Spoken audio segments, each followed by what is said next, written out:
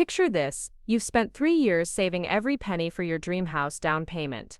You skip dinners out, drive a beat-up Honda with 200,000 miles, and live in a studio apartment just to reach that goal. Then your brother calls with tears in his voice, begging for help with a once-in-a-lifetime business opportunity. 6 weeks later, you're watching a tow truck driver hook chains to a red Ferrari while your brother screams that it's all your fault. This isn't just about money, it's about the moment I realized my own family had been playing me for years, and I was too blind to see it.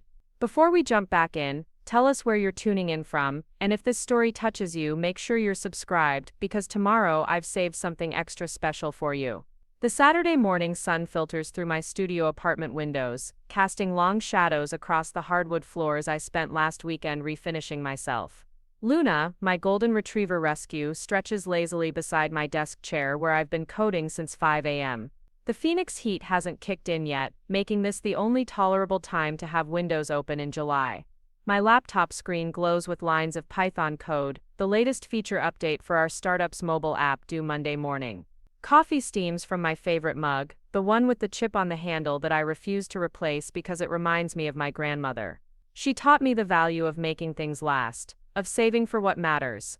My bank app sits minimized in the corner of my screen, showing the number I check obsessively every morning.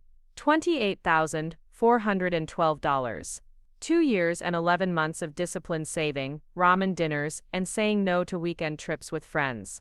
The real estate market in Phoenix has been brutal, but I've finally found the perfect starter home.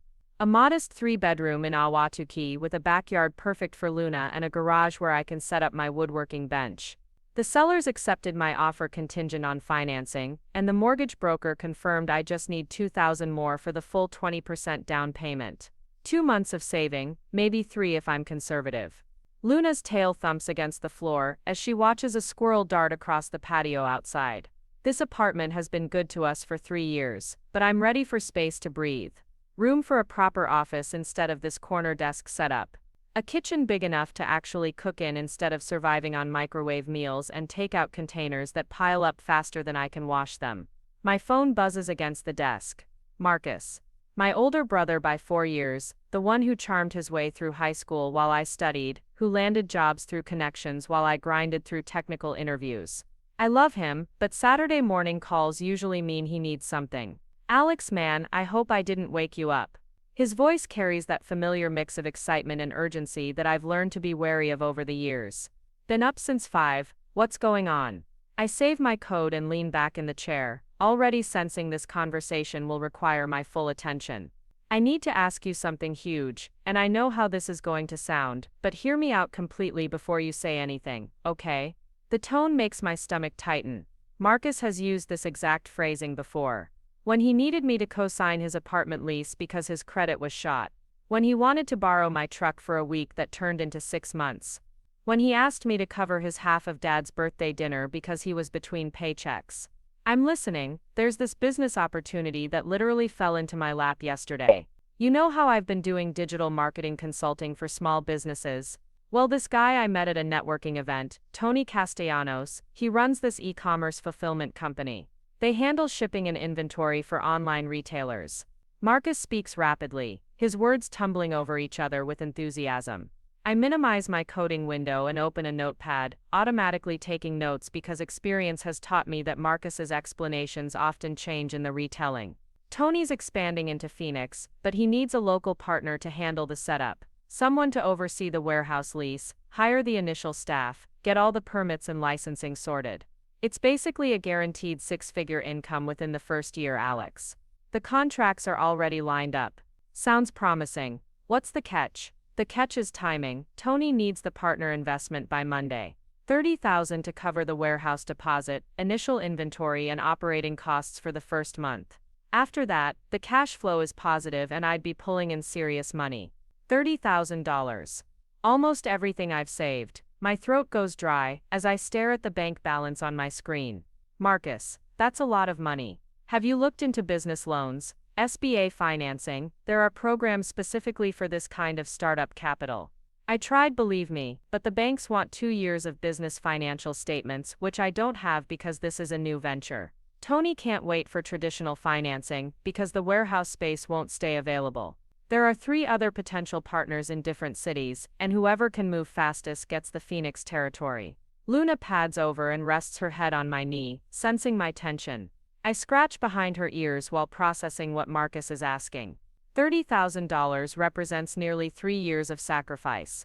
Every Friday night I stayed home instead of going out with coworkers. Every vacation I skipped to save money. Every time I convinced myself that my ancient Honda Civic could survive another repair instead of upgrading to something reliable.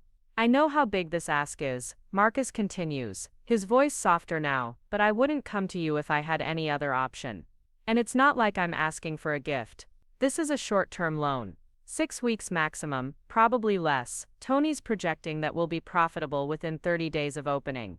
6 weeks, at the absolute longest, more likely 4 weeks. I'll have the cash flow to pay you back in full, probably with interest if you want. Alex, this could change everything for me. For our whole family. Mom and Dad have been so worried about my job situation since the marketing agency laid me off last month. This is the first I'm hearing about a layoff. Marcus told our parents he was transitioning to freelance consulting by choice, tired of corporate politics and ready to be his own boss. Another detail that doesn't quite align with previous conversations. When did you get laid off? End of May. But that's actually what led to this opportunity. I've been networking like crazy, meeting with potential Preparing and narrating this story took us a lot of time, so if you are enjoying it, subscribe to our channel. It means a lot to us. Now back to the story. Clients, and that's how I connected with Tony. Sometimes the best opportunities come from the worst situations, you know? I do know Marcus has been struggling more than he lets on. His downtown Phoenix loft costs twice what my studio apartment runs, and he's never been good with budgeting. Last Christmas, he borrowed $200 for gifts and still hasn't paid it back. But $30,000 isn't Christmas money. It's life-changing money. Have you met this Tony guy in person? Seen the contracts he's talking about? Multiple times. His operation in Tucson is incredible. Alex, I drove down there last week and toured the whole facility. 40 employees, robots handling inventory, trucks loading up shipments around the clock. He showed me the financial projections for Phoenix and their conservative estimates based on actual market data. The enthusiasm in Marcus's voice is infectious, but something nagging at me won't let go. Maybe it's years of watching him jump from opportunity to opportunity without ever quite achieving the success he projects. Maybe it's the way he tends to downplay the risks while overselling the rewards. Can I see the business plan? The contract with Tony? Absolutely. I can email you everything this afternoon. The main thing is that Tony needs confirmation by Monday morning. The warehouse owner has another potential tenant lined up, and Tony won't wait beyond Monday to secure the space. Monday. 3 days to evaluate a business opportunity that Marcus wants me to fund with my entire life savings. The same savings I've been building toward homeownership, the goal that's motivated every financial decision I've made since college. Marcus, I need to be completely honest with you.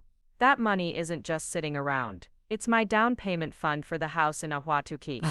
I'm supposed to close in 6 weeks. Silence stretches across the phone line. Luna looks up at me with those soulful golden retriever eyes that always seem to know when I'm stressed. 6 weeks, Marcus finally says. That's perfect timing, actually. Like I said, I'll have the money back to you within 4 to 6 weeks. You won't miss your closing date. But what if something goes wrong? What if the business doesn't generate cash flow as quickly as projected? What if Tony's estimates are overly optimistic? Then I'll figure out another way to pay you back. I could liquidate some investments, ask Mom and Dad for help, whatever it takes. Alex, I would never put your house purchase at risk. You know that. Do I know that? Marcus has always been an optimist, sometimes to the point of recklessness. He sees the best-case scenario in every situation and tends to minimize potential downsides. It's a trait that's served him well in sales and marketing roles, but it's also gotten him into financial trouble more than once. What investments would you liquidate? Another pause. I've got some cryptocurrency holdings, some stock positions. Look, the bottom line is this opportunity won't come around again. Tony's moving fast because the e-commerce market is exploding.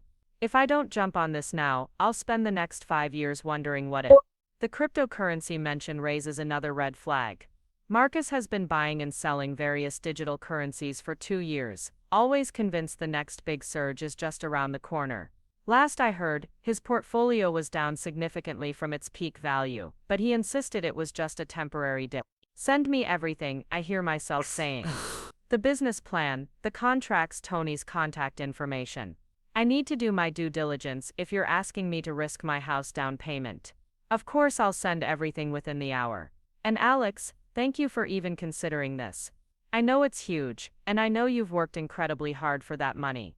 I won't let you down. After we hang up, I sit in the gathering morning heat. Luna's steady breathing the only sound in the apartment. The house in Ahwatukee feels suddenly far away. My careful plans disrupted by Marcus's urgent opportunity. Part of me wants to call him back immediately and say no, to protect the financial stability I've worked so hard to build. But another part of me remembers all the times Marcus has been there for me. When I was struggling to find my first job out of college, he connected me with his network and helped me land the interview that launched my career. When Luna needed emergency surgery last year, he drove me to the veterinary hospital at 2 in the morning and stayed with me through the whole ordeal. Family helps family, it's been our parents' mantra since childhood, repeated whenever one of us needed support or forgiveness. Marcus has made mistakes over the years, but he's never deliberately deceived me. If he says this opportunity is legitimate and the timeline is solid, maybe I owe it to him to take it seriously. My laptop chimes with an incoming email. Marcus, already sending the promised documentation. I open the first attachment, a professional-looking business plan with charts and projections that seem impressive at first glance. Tony Castellanos' company, Southwest Fulfillment Solutions, projects monthly revenue growth that would indeed support Marcus's claims about rapid payback.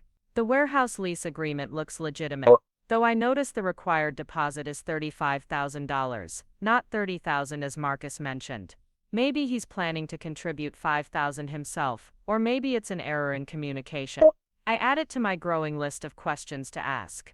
Tony's contact information is included, along with photos of the Tucson facility that show the impressive operation Marcus described. Everything appears professional and well documented, but I know appearance can be deceiving in business documents.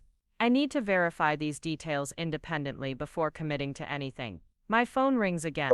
Jessica, Marcus's girlfriend of 8 months. She and I have become friendly, bonding over our shared frustration with Marcus's impulsive decision-making. Alex, I hope you don't mind me calling.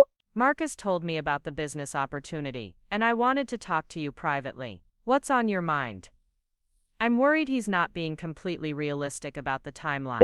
This Tony guy seems legitimate, but the cash flow projections assume everything goes perfectly. What if it takes longer to get profitable than expected? Jessica's concern validates my own hesitation. She works in finance and tends to be more conservative than Marcus when it comes to risk assessment. Have you seen the actual contract?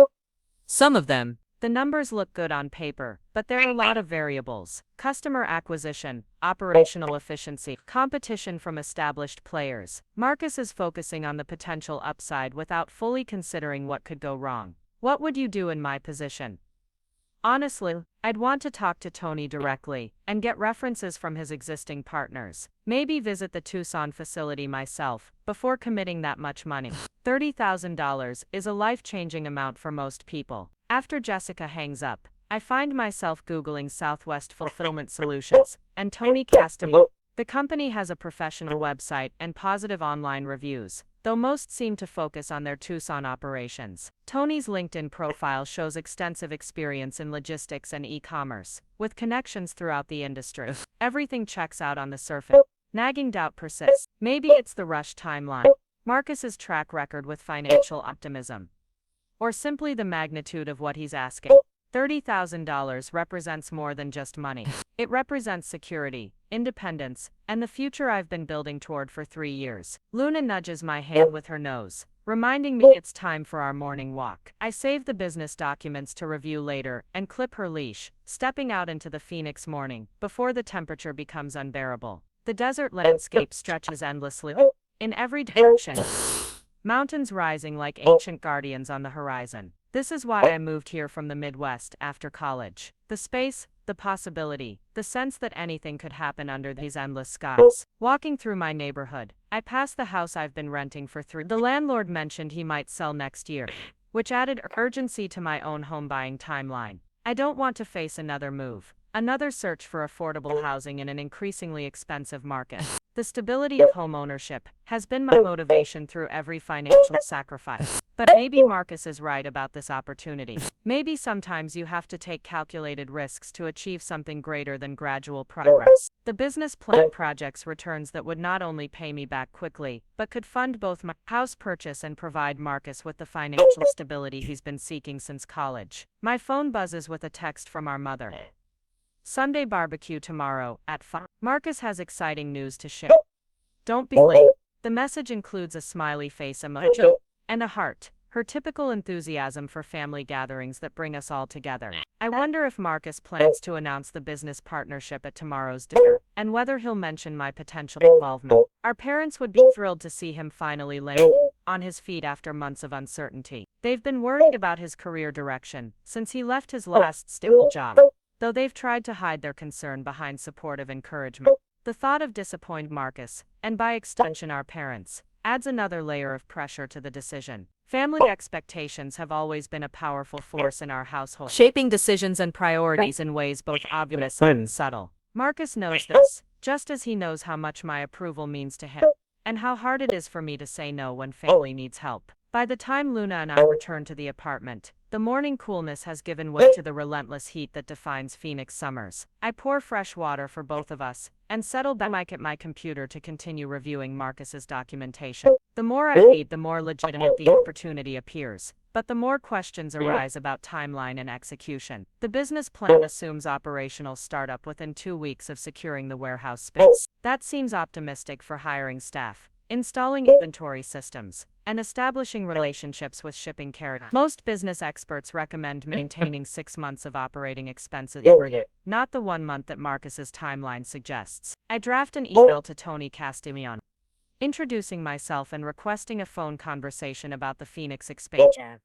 If I'm going to risk my life savings on this venture, I need to hear the details directly from the source, and ask the hard questions that Marcus might be avoiding. Before sending the email, I pause to consider what this decision really means. Beyond the financial implications, it represents a fundamental choice about trust and family loyalty. Do I believe in Marcus enough to bet my future on his judgment? Do I trust our relationship enough to risk the resentment that could follow if things go wrong? The house in Ahwatukee suddenly feels less important than the deeper questions about family, responsibility, and the price of helping someone you love achieve their dream. Maybe the real test isn't whether Marcus's business opportunity succeeds, but whether our relationship can survive the pressure of mixing family bonds with financial risk. I send the email to Tony and begin preparing a list of questions that will help me make the most important financial decision of my life.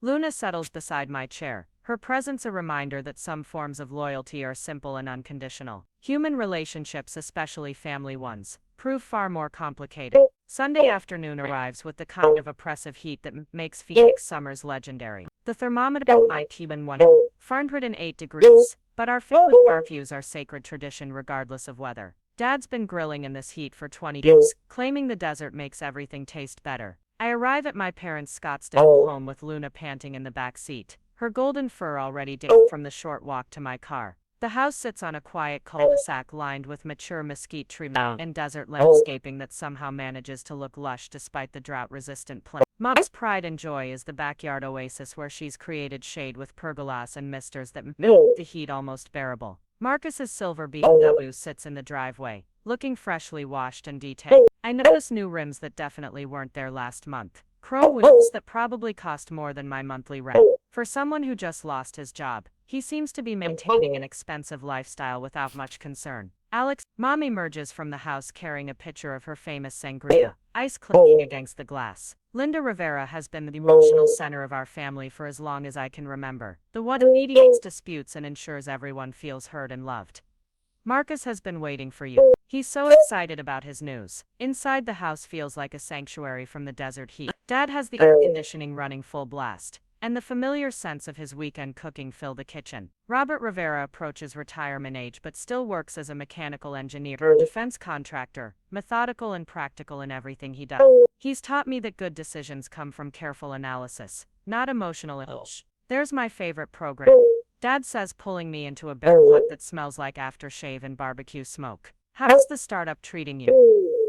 We're launching a major update next week, I hand him a bottle of wine I picked up on the way over, a mid-range Cabernet that represents my current approach to most purchases. Nice enough to be appropriate, affordable enough not to stress my budget. Marcus bounds into the kitchen with his characteristic energy, wearing a polo shirt that I recognize as expensive designer brands. His enthusiasm is infectious as always. Perfect timing, little brother. Wait until you hear what's happening with the business venture. The business venture. He's already talking about it like a done deal, despite the fact that I haven't committed to anything beyond reviewing his documentation. This tendency to present possibilities as certainties has always been Marcus's way, but it makes me uncomfortable when my money is potentially involved. We move to the backyard where Dad has set up his elaborate grilling station. The misters create a nice spray that evaporates before touching the ground, providing just enough cooling to make the space. Mom has arranged cushioned seating in the shaded areas, with side tables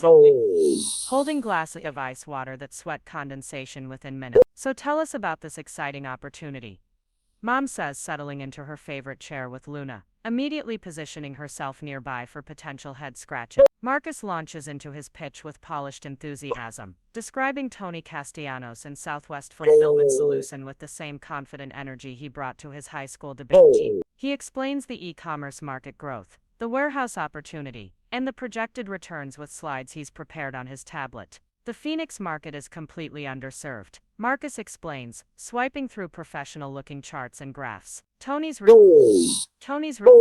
we could capture 15% market share within 6 months just by providing better service than the existing competitors. Dad leans forward, his engineer's mind engaged. What's the barrier to entry? Why hasn't someone else already captured this market opportunity? Capital requirements and industry connections. You need significant upfront investment to secure prime warehouse space and initial inventory, plus relationships with major shipping carriers to negotiate competitive rates. Tony brings both of those elements. Mom nods approvingly. It sounds like you've found a wonderful mentor in this Tony person. When do you start? That's the exciting part. We could be operational within 3 weeks if everything comes together.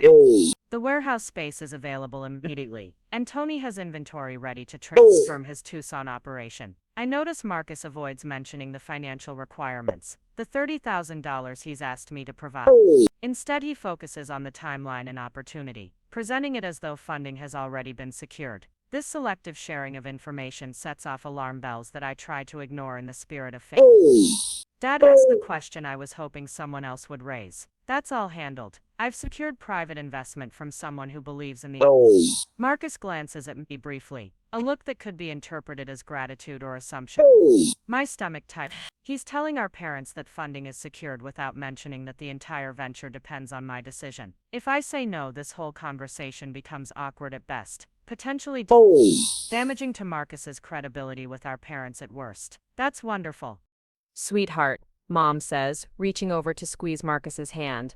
We've been so worried about your job situation. This sounds like exactly the kind of opportunity you've been waiting for. The pressure builds as I watch our parents' relief and excitement. They've been concerned about Marcus's career instability for months, though they've tried to hide their worry behind encouraging words and optimistic predictions. Seeing them genuinely happy about his prospects makes the idea of potentially disappointing everyone even more difficult. Have you quit the consulting work? Dad asks. I'm transitioning away from client services to focus entirely on this partnership. Tony needs someone who can give the Phoenix operation full-time attention, especially during the startup phase. Another detail that increases the stakes. Marcus isn't just asking me to fund a side venture, he's planning to make this his primary source of income. If the business doesn't generate cash flow as quickly as projected, he'll have no backup plan for covering his own expenses, let alone paying me back. Alex, you've been quiet, Mom observes. What do you think about your brother's business venture? The question puts me on the spot in front of the family. Marcus looks at me expectantly, probably hoping I'll express confidence in his plan and maybe hint at my involvement in making it possible.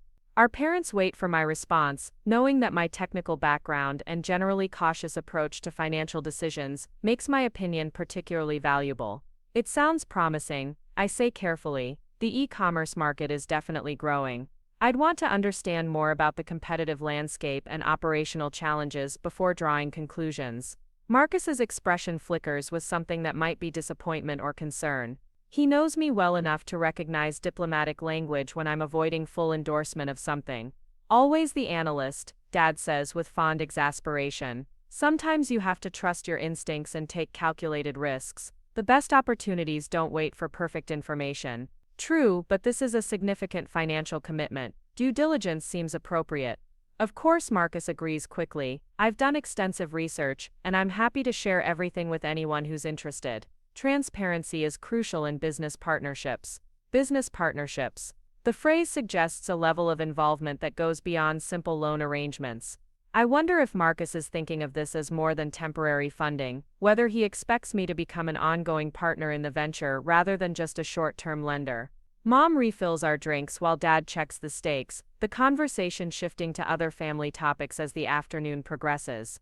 Marcus continues to project confidence and excitement, but I catch him checking his phone frequently, possibly communicating with Tony about timeline pressures or funding requirements. After dinner, Marcus suggests we take a walk around the neighborhood to escape the lingering heat. The sun is finally setting, painting the desert mountains in shades of orange and purple that make Phoenix summers almost worth enduring.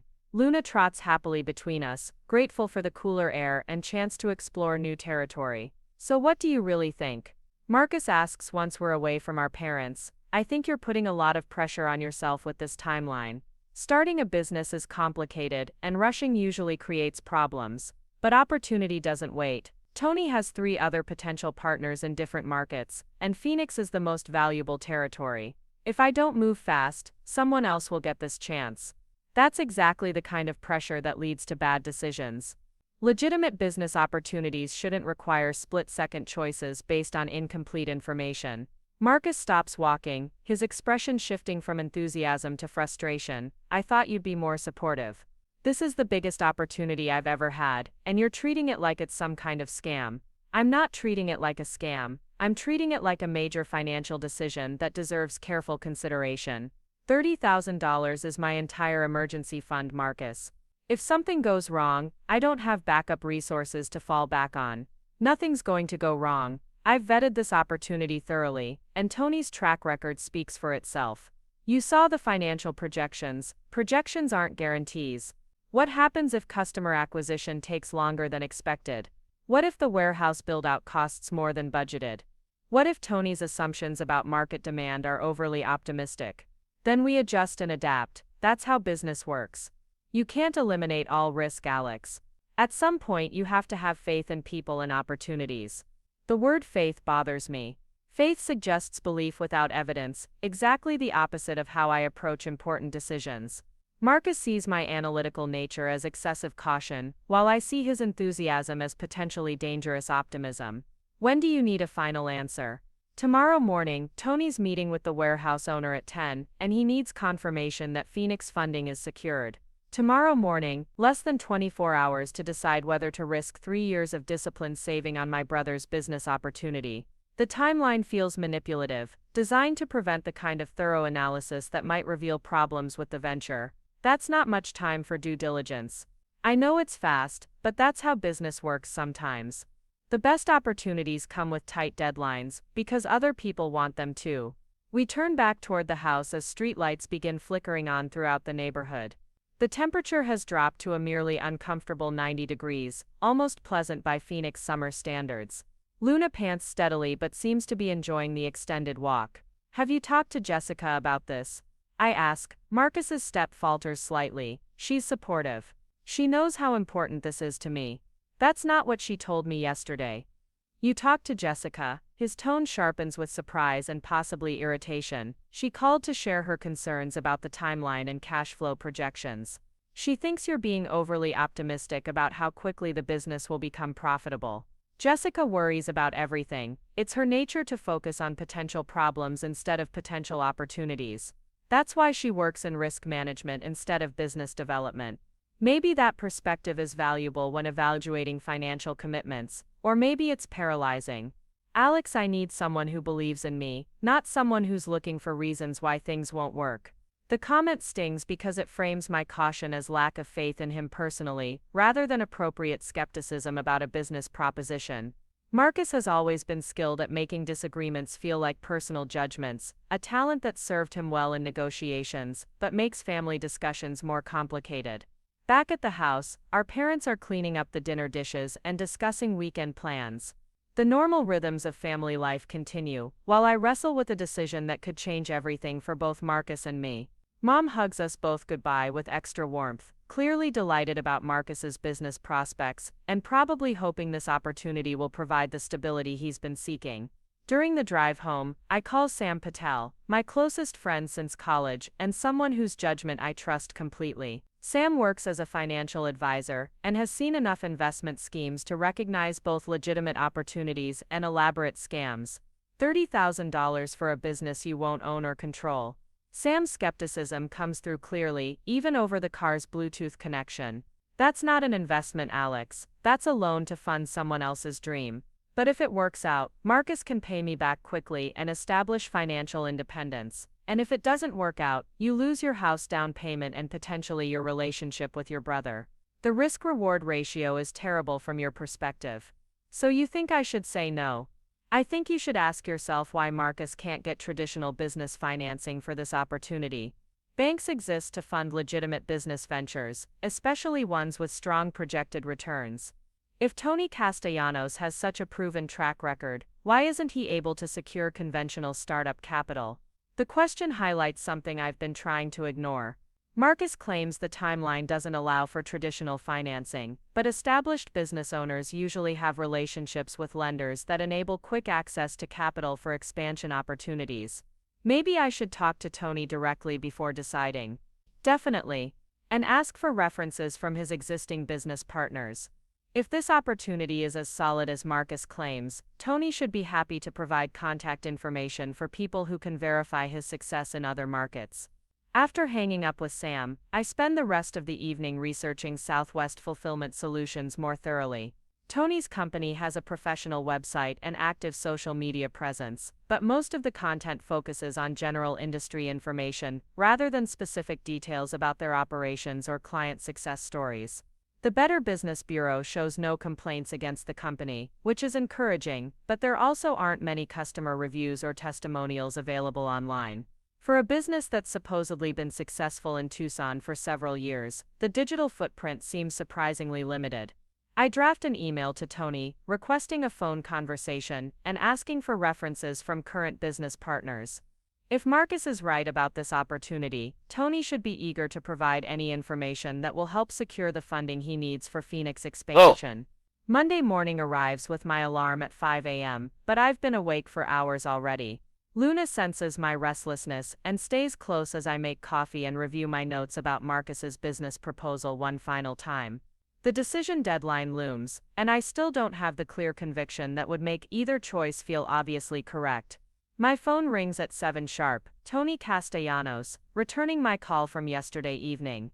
Alex, good morning. Marcus told me you might have some questions about our Phoenix expansion plans.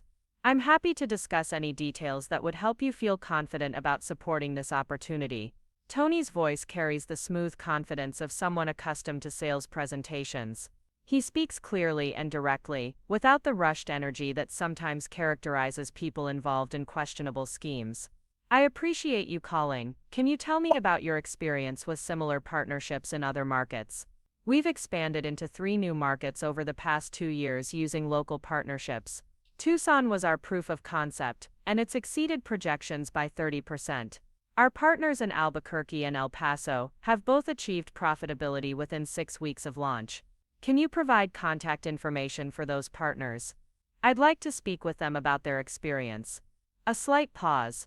I understand the desire for references, but our partnership agreements include confidentiality clauses that protect proprietary information about operations and financial performance.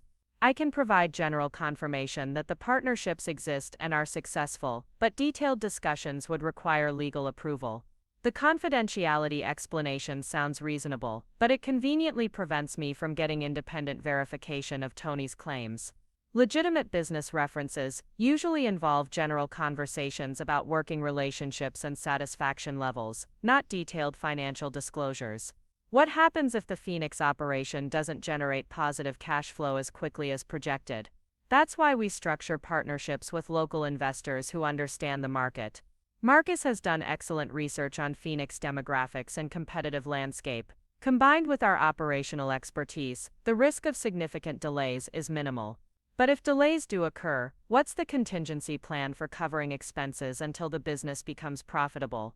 We maintain reserve funds specifically for that purpose, and our partners typically have access to additional capital if needed for short-term operational support. Additional capital. Tony seems to be suggesting that Marcus might need more than $30,000 if the initial timeline doesn't work out as planned. This possibility hadn't been mentioned in any of our previous conversations. Has Marcus discussed his access to additional capital beyond the initial investment? Another pause, longer this time. I think those details are best discussed directly with Marcus. My role is to provide operational expertise and market development support. The conversation continues for 20 minutes, covering logistics, timelines, and projected returns. Tony sounds knowledgeable and professional, but he deflects specific questions about contingency planning and risk management. By the time we hang up, I have more information but not necessarily more clarity about whether this opportunity is as secure as Marcus believes. I immediately call Marcus, catching him just as he's preparing to meet Tony at the warehouse location. How did your conversation with Tony go? He asks before I can say anything. He seems knowledgeable, but I have concerns about contingency planning. What happens if the business needs more than $30,000 in startup capital? It won't. Tony's projections are based on actual experience from other markets. We're not guessing about costs or timelines. But what if something unexpected happens? Equipment costs more than expected, hiring takes longer, customer acquisition is slower than projected. Then we adapt and find solutions. Alex's successful businesses require some level of faith in the plan and the people involved. You can't eliminate every possible risk before moving forward. I'm not trying to eliminate every risk. I'm trying to understand what happens if your optimistic timeline doesn't work out exactly as planned. Why are you so focused on negative scenarios? This is a legitimate business opportunity with a proven partner. Tony has succeeded in multiple markets using this exact same approach. The frustration in Marcus's voice suggests he's interpreting my questions as personal doubt rather than reasonable due diligence. This pattern has characterized our relationship since childhood. Marcus sees problems as challenges to overcome through determination and optimism, while I see them as factors to analyze and plan for systematically. I need more time to think about this. There isn't more time. Tony's meeting with the warehouse owner in 2 hours, and he needs confirmation that funding is secured. If we miss this opportunity, it won't come around again. Then maybe it's not the right opportunity. Silence stretches across the phone line. When Marcus speaks again, his voice carries disappointment and something that might be anger. I thought I could count on you, Alex. This is the biggest opportunity I've ever had, and you're treating it like some kind of elaborate con game. I'm treating it like a major financial decision that deserves careful consideration.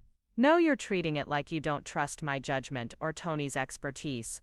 Sometimes family support means taking calculated risks for people you care about. And sometimes family support means honest advice about potential problems, even when that advice isn't what you want to hear. Fine, if you don't want to help, I'll find another way to make this happen. Don't worry about protecting your precious savings account. The line goes dead. Marcus has hung up, leaving me staring at my phone in the silence of my apartment. Luna pads over and rests her head on my knee, sensing the tension that's been building for days. Part of me wants to call back immediately and agree to provide the funding, to repair the relationship and support Marcus's dreams despite my reservations. But a larger part of me recognizes that this conversation has revealed something important about how Marcus views our relationship and my role in his life. He doesn't want a partner who asks difficult questions or suggests potential problems. He wants someone who provides resources and support without questioning his decisions or judgment. The distinction matters because it affects not just this business opportunity, but our ongoing relationship as brothers and adults. My phone buzzes with a text message. Alex, I'm sorry for hanging up. This opportunity means everything to me, and I guess I'm more stressed about the timeline than I wanted to admit. Can we talk again this afternoon? The apology feels genuine, but it doesn't address the fundamental issues that our conversation has raised. Marcus is asking me to fund a business venture based primarily on trust and optimism, while I need concrete information about risks and contingency plans before making such a significant financial commitment. I spend the rest of the morning researching alternative approaches to business financing, wondering why Marcus hasn't explored SBA loans, angel investors, or crowdfunding platforms that exist specifically to fund startup ventures. The urgency around this particular opportunity feels manufactured, designed to prevent the kind of thorough analysis that might reveal problems. By noon, I've made my decision. I call Marcus back, reaching him just as he's leaving his meeting with Tony and the warehouse owner. "How did the meeting go?" I ask. "Great, the space is perfect, and the owner is ready to move forward immediately. Tony just needs confirmation about funding to secure the lease. Marcus, I've decided I can't provide the $30,000. Long silence. When he speaks, his voice is flat and controlled. Can I ask why? Because I don't have enough information to make an informed decision, and the timeline doesn't allow for proper due diligence. This is my entire emergency fund, and I need to be absolutely certain before risking it." "So you're choosing your savings account over helping your brother achieve financial independence?" "I'm choosing financial responsibility over emotional decision-making. These aren't mutually exclusive goals, Marcus. If this opportunity is as solid as you believe, traditional business financing should be available. Traditional financing takes months. This opportunity won't wait months. Then maybe it's not the right opportunity for someone who doesn't already have access to significant capital." Another long pause. "I thought family meant more to you than spreadsheets and risk analysis." "Family means enough to me that I won't enable bad financial decisions, even when saying no is difficult and potentially damaging to our relationship." "Well, congratulations. You've protected your money and probably cost me the biggest opportunity of my life." This time, when he hangs up, I don't expect him to call back with an apology. The conversation has crossed a line that changes our relationship fundamentally. Marcus now sees me as someone who chose financial security over family loyalty, while I see him as someone who tried to manipulate emotional bonds to secure funding for a questionable business venture. The afternoon passes slowly as I try to focus on work projects, while processing the implications of my decision. Part of me wonders if I've made a terrible mistake, whether I've let excessive caution prevent me from helping Marcus achieve something genuinely important. But a larger part of me feels relieved to have avoided a financial commitment that could have destroyed both my savings and our relationship, if things went wrong. My phone remains silent.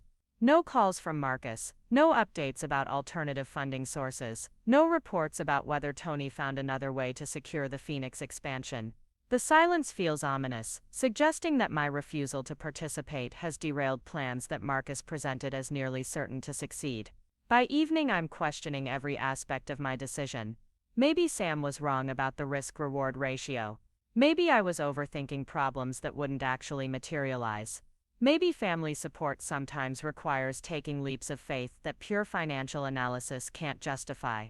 But when I review my notes from the conversation with Tony, the red flags become clear again. Confidentiality clauses that prevent reference checks. Vague answers about contingency planning. Suggestions that additional capital might be needed beyond the initial investment. Professional-sounding explanations that don't quite hold up under scrutiny.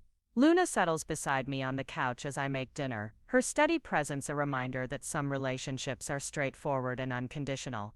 Human bonds, especially family ones, involve complications that dogs never have to navigate. Love and trust and financial responsibility and personal boundaries all intersect in ways that create impossible choices. My phone buzzes with a text from Jessica. "Marcus told me about your conversation. I think you made the right decision, but I'm worried about how he's handling the disappointment. Can we talk tomorrow?" The message confirms that Marcus shared our conversation with his girlfriend, probably seeking support for his perspective that I've let him down. But Jessica's concern suggests that even someone close to Marcus recognizes problems with the business opportunity that he's been unwilling to acknowledge. I sleep poorly that night, alternating between conviction that I've made the right choice and anxiety that I've damaged our relationship permanently over money that might not have been at risk after all. The house in Ahwatukee feels simultaneously more achievable and less important than it did before this weekend's conversations. Tuesday morning brings no communication from Marcus, which is unusual after any kind of family conflict. Typically, he follows up within 24 hours, with either an apology or a renewed attempt to persuade me to see things his way. The silence suggests he's either genuinely angry or busy pursuing alternative funding sources. I try to focus on work, But my concentration keeps drifting to questions about whether Marcus found another way to secure the $30,000 he needed. Our parents have some retirement savings, though not enough to cover this kind of request without significantly impacting their financial security. Marcus's cryptocurrency holdings might provide some capital, though he's never suggested they're liquid enough for immediate use. Around noon, my phone rings. Mom calling from work with concern in her voice. Alex, honey, have you talked to Marcus today? Not since yesterday. Why, he called this morning, asking about our home equity line of credit. He wanted to know how quickly we could access $30,000 for his business opportunity. My stomach drops. Marcus is trying to get our parents to provide the funding I refused, putting their retirement security at risk for his business venture. What did you tell him? That we'd need to discuss it with your father and understand more about the investment before making any decisions. But Alex, he sounded desperate. I'm worried something's gone wrong with his plans. Something has gone wrong. The timeline he presented as non-negotiable has forced him into increasingly desperate attempts to secure funding from family members who can't afford to lose $30,000. Mom, I think you should be very careful about any financial commitments related to Marcus's business opportunity. The timeline is extremely aggressive, and there are significant risks involved. Are you saying you don't think the opportunity is legitimate? I'm saying I don't have enough information to evaluate whether it's legitimate, and the pressure to decide immediately prevents proper due diligence. Marcus seems so confident about the projections and this Tony person's track record. Confidence isn't the same thing as certainty. Business ventures fail even when they're well planned and properly funded. This one involves significant unknowns and tight timelines that increase the risk substantially. I wish you boys could work together on this instead of approaching it as separate decisions. Families should support each other's dreams. The guilt trip is gentle but unmistakable. Mom wants harmony and mutual support, outcomes that seem impossible when Marcus's dreams require financial resources that could jeopardize other family members' security. Supporting someone's dreams doesn't always mean funding them financially. Sometimes it means providing honest feedback about potential problems. I suppose you're right. I just hate seeing Marcus so stressed about this opportunity. After we hang up, I realize Marcus's timeline pressure is creating exactly the kind of rushed family decision-making that leads to financial disasters. Our parents are being asked to risk their retirement security based on the same limited information and artificial urgency that I found problematic. I call Dad at his office, reaching him between meetings. Your mother told me about Marcus's request, he says before I can explain why I'm calling. I'm not comfortable accessing our home equity for his business venture. I'm glad to hear that. I think the timeline and information available make it too risky for anyone in the family to provide funding. Did Marcus ask you for money too? $30,000. The same amount he's asking you and Mom for.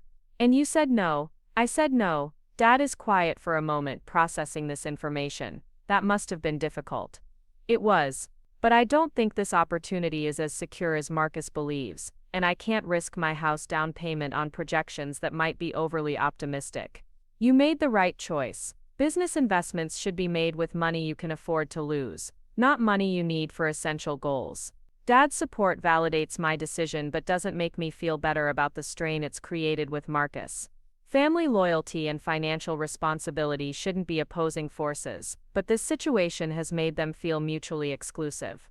Wednesday passes without any communication from Marcus, though Jessica texts to say he's been unusually quiet and seems to be spending a lot of time on phone calls with Tony about alternative funding sources.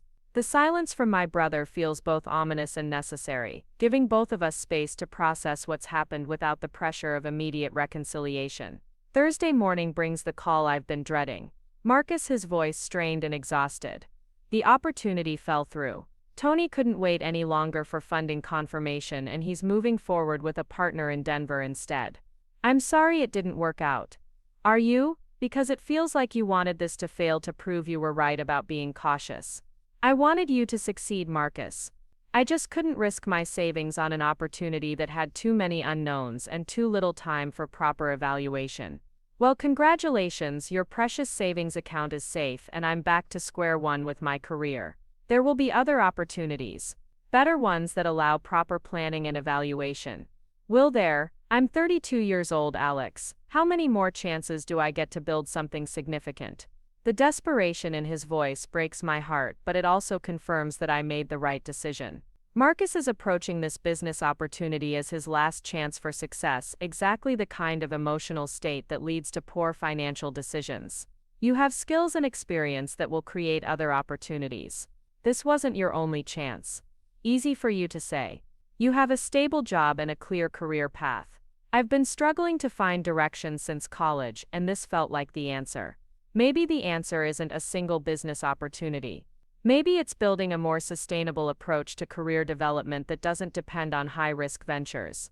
I don't need career counseling, Alex. I needed a brother who believed in me enough to take a calculated risk. I do believe in you. That's why I couldn't enable a decision that might have left you worse off than you started.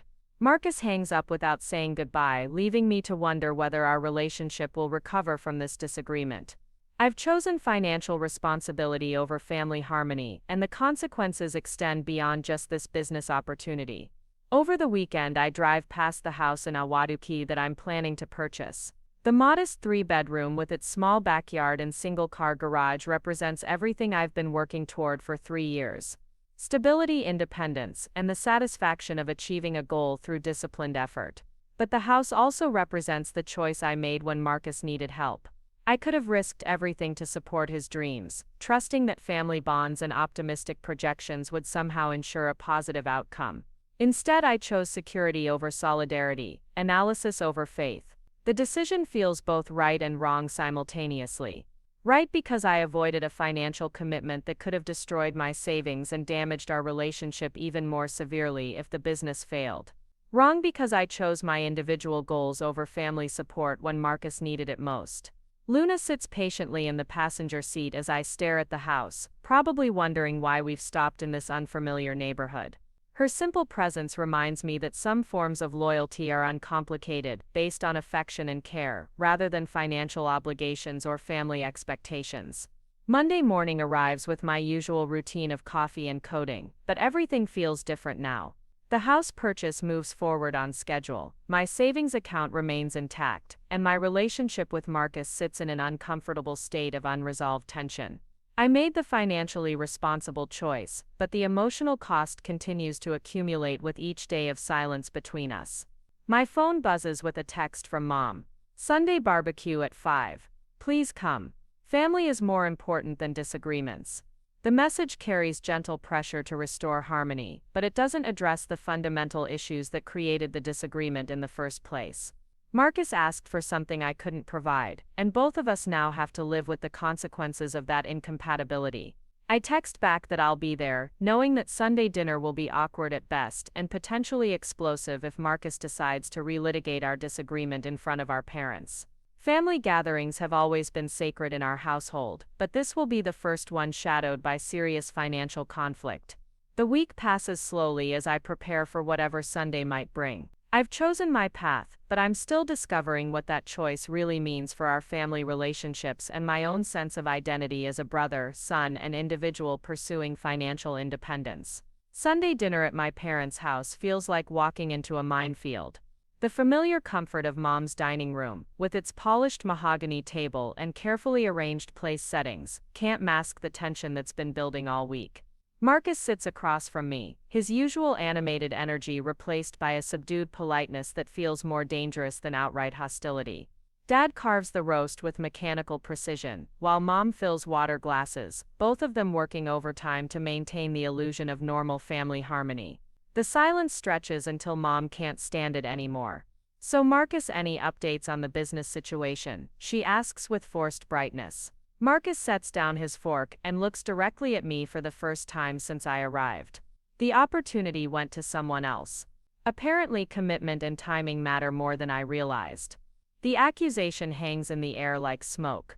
Our parents exchange glances, clearly sensing the subtext but unsure how to navigate the obvious tension between their sons. I'm sorry to hear that, sweetheart, Mom says carefully. But I'm sure other opportunities will come along. Maybe, though some opportunities are once in a lifetime, and when you don't have people willing to take risks with you, they disappear forever. Dad clears his throat, his engineer's instinct for problem solving kicking in. Marcus, have you considered approaching this differently? building a portfolio of smaller ventures instead of betting everything on one major opportunity. That's easy advice when you have a steady paycheck and pension plan, Dad. Some of us have to take bigger risks to achieve financial security. The comment stings because it dismisses Dad's 40 years of careful career building as somehow less valuable than Marcus's pursuit of quick success. Our father worked double shifts during our childhood to provide stability, sacrificing opportunities for dramatic wealth in favor of reliable income and benefits. Financial security comes from consistent effort over time, I find myself saying. Not from gambling everything on single opportunities with artificial deadlines. Marcus's eyes flash with anger. There it is. The great Alex Rivera, dispenser of financial wisdom and crusher of dreams. That's not fair, and you know it. Isn't it? You had the chance to help your brother achieve something significant, and you chose your savings account instead. Mom sets down her water glass with unusual firmness. Boys, this is family dinner. Whatever disagreement you're having can be discussed privately later. But Marcus isn't finished. Actually, I think our parents should know what kind of brother they raised. When I found the biggest opportunity of my life, Alex decided it was too risky for his precious emergency fund. The words hit like physical blows, designed to turn our parents against me by framing my caution as selfishness. Dad's expression remains neutral, but I can see him processing the information and probably wondering why I didn't mention Marcus's request during our phone conversation. How much money are we talking about? Dad asks quietly. $30,000, Marcus says before I can respond. The same amount Alex has been saving for his house down payment. He chose real estate over family. I chose financial responsibility over emotional manipulation, I respond, my voice sharper than intended. This wasn't about choosing real estate over family. It was about refusing to fund a business venture with too many red flags and an artificial timeline designed to prevent proper evaluation. Red flags. Marcus laughs bitterly. You mean due diligence, professional standards, things that successful businesses actually require. I mean confidentiality clauses that prevent reference checks. Vague answers about contingency planning. Pressure to decide within 24 hours on a life-changing financial commitment. Mom looks between us with growing alarm, probably realizing this disagreement goes much deeper than typical sibling conflict. Maybe we should talk about something else. No, let's finish this conversation, Marcus says, his voice rising. I want our parents to understand exactly what happened here. I found a legitimate business opportunity with a proven partner. I asked my brother for temporary financial support with a clear timeline for repayment. He chose to prioritize his individual goals over family support. That's not what happened, and you know it. Then what did happen, Alex? Explain to our parents why helping your brother was too risky for your comfort level. The challenge forces me to either defend my decision publicly or appear unreasonable in front of our family. Marcus knows exactly what he's doing, using our parents' presence to create pressure for me to either capitulate or look like the villain in this story. I evaluated a business proposal that asked me to risk my entire emergency fund on projections that couldn't be verified independently. The timeline prevented proper due diligence, and the person requesting funding became defensive when I asked reasonable questions about contingency planning. Reasonable questions. Marcus's voice drips with sarcasm. You mean paranoid second-guessing of everything I told you? I mean asking what happens if optimistic projections don't materialize exactly as planned. That's not paranoid, it's basic financial planning. Dad sets down his carving knife and looks at both of us with the stern expression that used to end childhood arguments. This is enough. You're both adults, and this disagreement doesn't need to be resolved at Sunday dinner. But Marcus seems determined to force a resolution in front of our parents, probably hoping their presence will pressure me to reconsider my position. Actually, Dad, I think this is exactly when it should be resolved. Family support means being willing to take calculated risks for people you love. Family support also means not pressuring people into financial commitments they're not comfortable making. I respond. Comfortable. Marcus's voice rises another notch.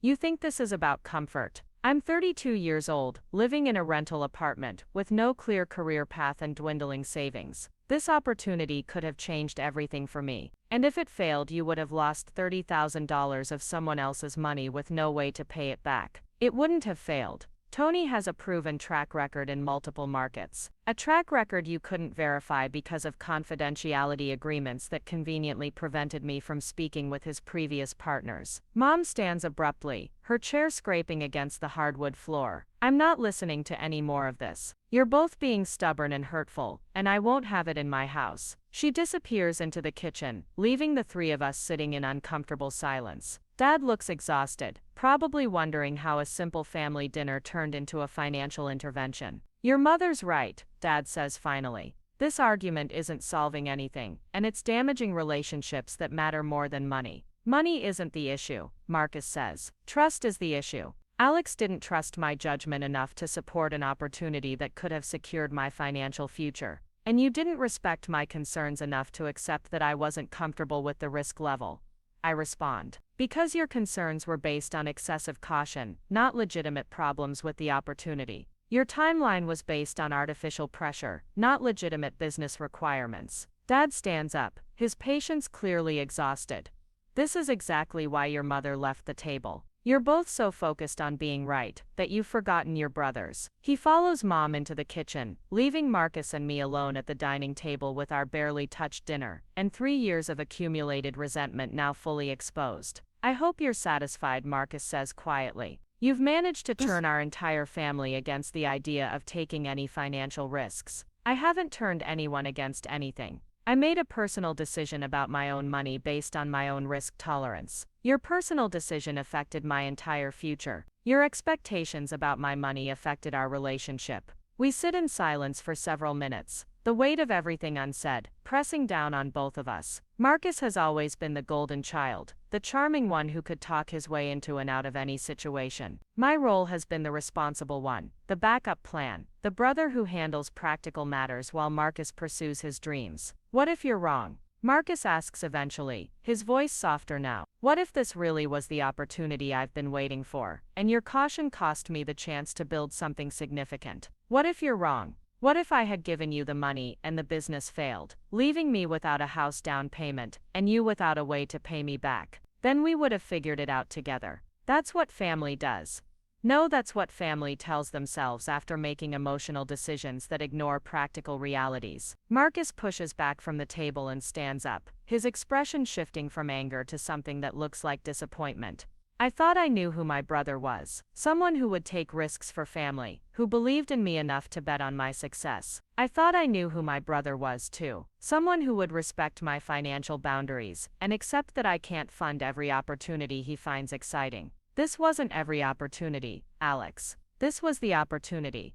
According to you, according to Tony, but not according to independent verification that I was prevented from obtaining. Marcus shakes his head slowly, as if I'm missing something fundamental about life and relationships. You can't verify everything, Alex. Sometimes you have to have faith in people you care about. Faith doesn't pay back $30,000 if optimistic projections turn out to be wrong. And paranoia doesn't build the kind of relationships that make life worth living. He walks toward the front door, pausing only to call out goodbye to our parents in the kitchen. I hear Mom's voice, muffled but clearly distressed, probably trying to convince Marcus to stay and work things out. Dad's lower tones follow, likely offering some version of the same message. But Marcus doesn't return to the dining room. The front door closes with unusual gentleness, as if he's trying not to create any more disruption than necessary. His BMW starts up in the driveway, and I watch through the window as he backs out and drives away into the Phoenix evening. Mom returns to the dining room, with red-rimmed eyes and a forced smile. He said to tell you he'll call when he's ready to talk rationally about this situation. What did you tell him? That family disagreements don't have to become permanent divisions if both people are willing to compromise. What if compromise isn't possible when someone asks you to risk everything you've saved? Mom sits back down and looks at me with the patient expression she's used since I was a child to help me work through difficult problems. Alex, I know you think you made the responsible choice. But sometimes being right isn't as important as being supportive. And sometimes being supportive isn't as important as being honest about risks that the other person doesn't want to acknowledge. Marcus has struggled to find his direction since college. This opportunity represented hope for him, a chance to finally achieve the kind of success he's been seeking. Hope based on incomplete information and artificial pressure isn't the kind of hope that leads to lasting success. Dad rejoins us, settling into his chair with the weary air of someone who's mediated too many family conflicts over the years. Marcus is hurt and disappointed. He'll need time to process what happened before he can have productive conversations about it. How much time? However long it takes. Pushing him to forgive you before he's ready will only make things worse. I'm not asking him to forgive me. I'm asking him to understand that I made a reasonable decision based on information available to me. And he's asking you to understand that he interpreted your decision as lack of faith in his judgment and potential. Mom reaches across the table and covers my hand with hers. You both have valid perspective, sweetheart. The problem is that money makes everything more complicated and emotionally charged. Money didn't make this complicated. Marcus's expectations about my money made it complicated. Maybe, but family relationships often involve financial interdependence, whether we plan for it or not. Not $30,000 worth of interdependence based on 24 hours of consideration time. Dad leans back in his chair, studying me with the analytical expression he brings to complex engineering problems. What would have changed your mind? What information or assurances could Marcus have provided that would have made you comfortable with the investment? Independent verification of Tony's success in other markets. More detailed financial projections with realistic timelines. Contingency planning for scenarios where the business doesn't generate immediate positive cash flow. More time to evaluate the opportunity without artificial pressure. All reasonable requirements for a major financial commitment, but not reasonable expectations for family support, according to Marcus. Mom sighs deeply, the sound carrying 25 years of mediating conflicts between her sons. You're both right, and you're both wrong. Marcus was right to ask for help when he found an opportunity he believed in.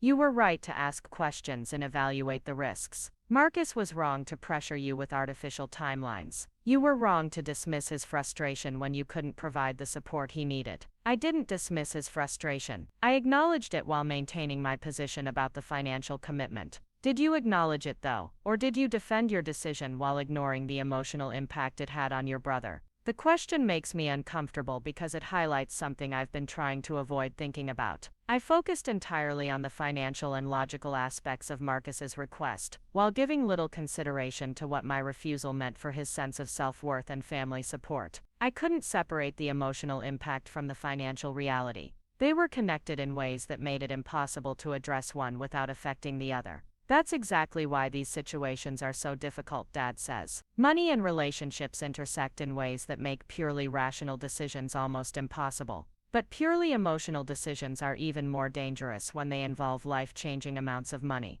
True, the challenge is finding a balance between rational evaluation and family support. Mom starts clearing the dinner plates, a sure sign that she considers the serious conversation finished for now. Will you stay for dessert? I made that chocolate cake you love. I should probably head home. Luna's been alone all afternoon.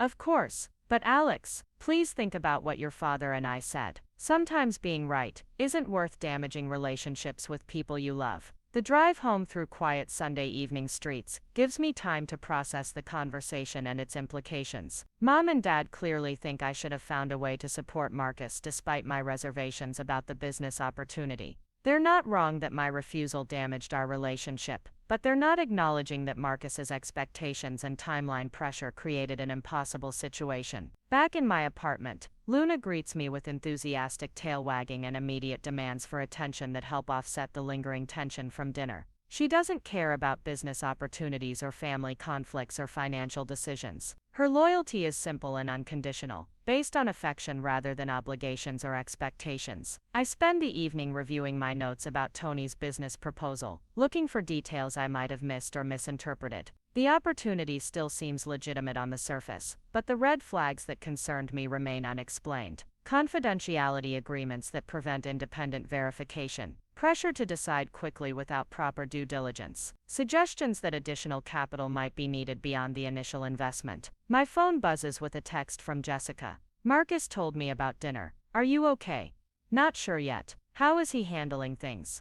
Not well. He's been drinking wine and talking about how his family doesn't believe in him. I'm worried about his state of mind. I never said I didn't believe in him. I said I couldn't support this particular opportunity with my savings. I know that, and honestly I think you made the right choice. But Marcus is interpreting your decision as a judgment about his potential for success. That's not fair to me.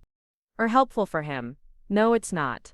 But it's how he's processing what happened. He's always struggled with feeling like the less accomplished brother, and this situation has triggered those insecurities.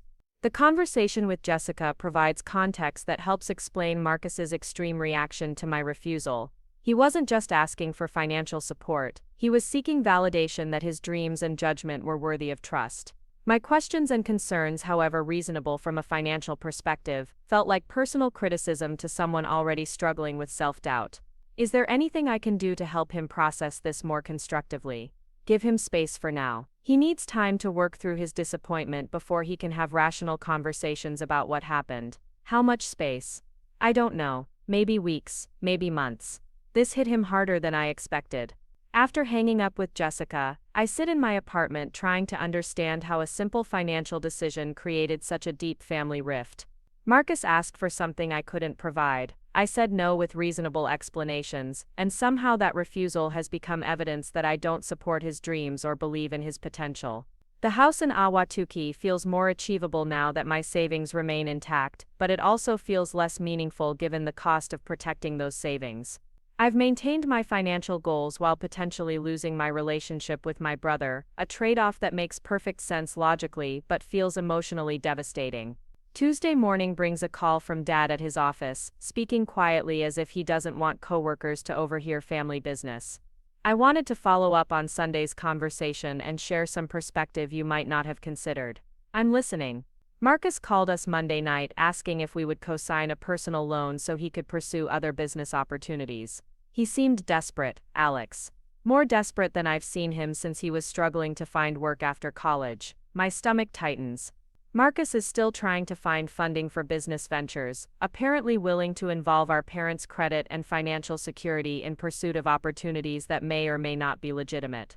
What did you tell him? That we're not comfortable co-signing loans for business investments. Your mother was very firm about that, actually. She said if Marcus needs business capital, he should work with banks and investors who specialize in evaluating those opportunities. Good advice, but I'm worried about his state of mind.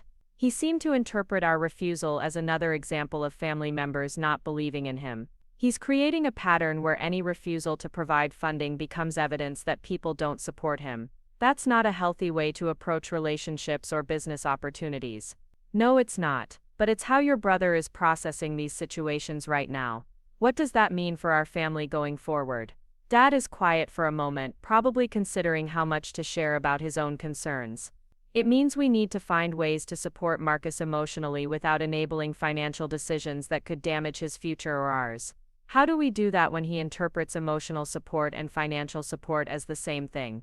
I don't know yet. Your mother thinks family counseling might help, but Marcus would need to be willing to participate.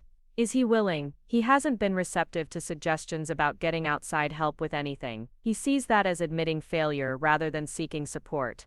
The conversation with Dad confirms my growing concern that Marcus's reaction to financial refusals suggests deeper issues with self-worth and family dynamics.